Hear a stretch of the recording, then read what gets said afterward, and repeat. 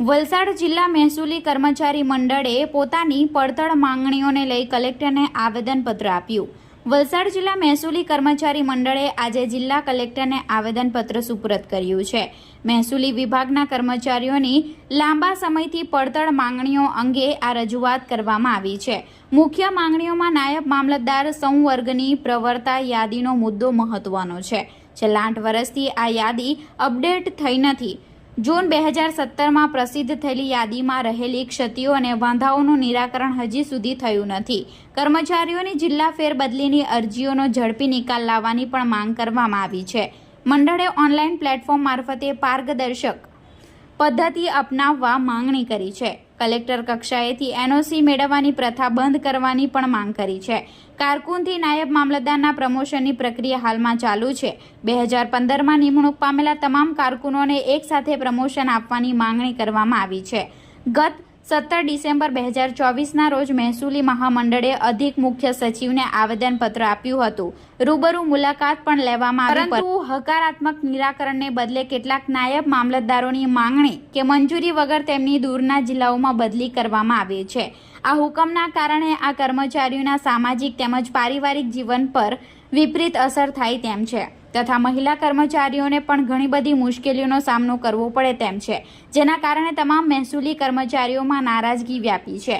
મહેસૂલી કર્મચારીઓની પડતર માંગણીઓ પરત્વે સરકાર દ્વારા દિન 10માં હકારાત્મક નિકાલ કરવામાં નહીં આવે તો જિલ્લામાં મહેસૂલી કર્મચારીઓ દ્વારા કાળી પટ્ટી ધારણ કરવી, માસ સીએલ અને હડતાળ જેવા કાર્યક્રમો કરવામાં આવશે તેવી ચીમકી આપવામાં આવી હતી. હું નવીનભાઈ પ્રજાપતિ, વલસાડ જિલ્લા મહેસૂલી કર્મચારી મંડળ.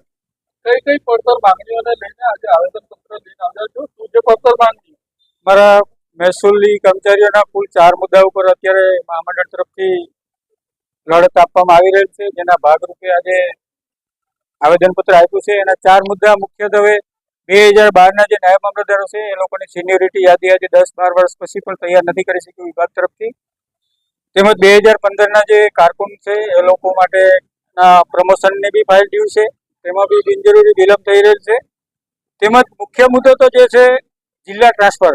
જિલ્લા ટ્રાન્સફરમાં ફીડબેક અને ફરિયાદના નામે ઉછેડા સુધી કર્મચારીઓને બદલીઓ કરવામાં આવે છે, જેમાં કોઈ કલેક્ટરશ્રીઓને કન્સર્ન કે અભિપ્રાય લેવામાં નથી આવતો અને કુદરતી ન્યાયના સિદ્ધાંત મુજબ કર્મચારીને બી સાંભળવામાં આવતા નથી અને બિનજરૂરી રીતે બદલીઓ કરવામાં આવે છે. અને જે લોકોની ખરેખર માંગણીઓ છે તે લોકોની જિલ્લા ટ્રાન્સફરની ફાઇલો પેન્ડિંગ છે અને જે લોકોની ફરિયાદો છે એના નામે બીજી જિલ્લામાં ટ્રાન્સફર કરવામાં આવી રહ્યા છે, જે કુદરતી ન્યાયના સિદ્ધાંતની વિરુદ્ધ છે. બધા જ ડિપાર્ટમેન્ટમાં જિલ્લા ટ્રાન્સફરની બદલી ટ્રાન્સપરન્સ થાય એના માટે ઓનલાઈન પ્લેટફોર્મ ઉપલબ્ધ છે. મહેસૂલ વિભાગ ડિજિટલ ક્રાંતિ માટે પ્રખ્યાત છે, તો જિલ્લા ટ્રાન્સફર માટેની જે અરજીઓ છે બી એના માટે બી ઓનલાઈન પદ્ધતિ એમને અપનાવી જોઈએ તો ટ્રાન્સપરન્સી જળવાય એવી અમારી માંગણી છે. જો આપની માંગો ન સંતોષાય તો આગામી દિવસોમાં શું કરશો અને કઈ રીતે અત્યારે વિરોધ પ્રદર્શન કરવાના? સરકારશ્રી તરફથી કોઈ હકારાત્મક પ્રતિભાવ નહીં મળે તો મહામંડળના આદેશ મુજબ આગામી સમયમાં કાળી પટ્ટી ધારણ કરીને વિરોધ નોંધાવશું. ત્યારબાદ અમે માસ સીએલનો બી પ્રોગ્રામ આપશું અને મહામંડળના આદેશ થશે તો અમે અચોક્કસ મુદતની હડતાલ ઉપર પણ જવા તૈયાર છીએ અને તમામ કર્મચારી સંગઠિત થઈને લડત આપશે.